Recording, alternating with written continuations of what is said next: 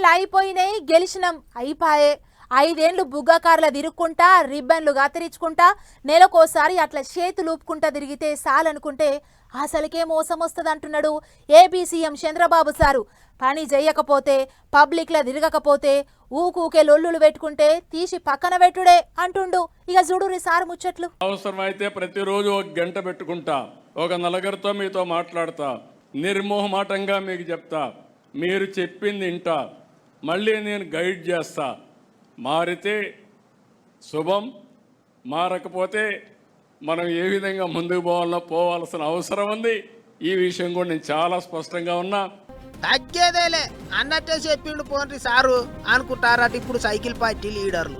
ఎలక్షన్లకు ఏడాది ఉన్నదనంగా అప్పటికప్పుడు పబ్లిక్ లో తిరిగి మంతరిస్తాం, మాయా మచ్చింద్ర చేస్తాం అంటే నడవదు. వెనకటి రోజులు కావి అన్నట్టు పార్టీ లీడర్లు అందరినీ ముంగట కూసబెట్టుకొని మంచిగానే క్లాసు బీకిండు ఏపీ ముఖ్యమంత్రి.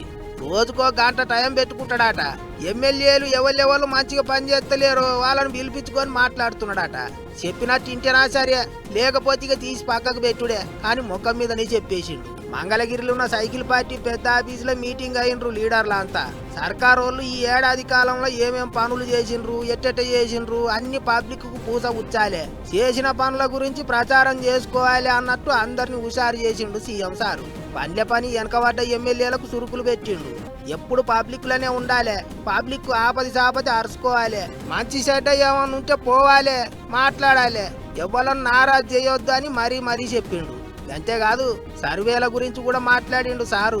పబ్లిక్ ఏమనుకుంటారు, ఎందుకు అట్లా అనుకుంటారు, జిల్లాల పొంచి ఏం నడుస్తున్నది మొత్తం గుట్టుగా తెలుసుకుంటున్నాడట. దాన్ని బట్టే పనిచేయని ఎమ్మెల్యేలను దగ్గరికి పిలుచుకుంటున్నాడట.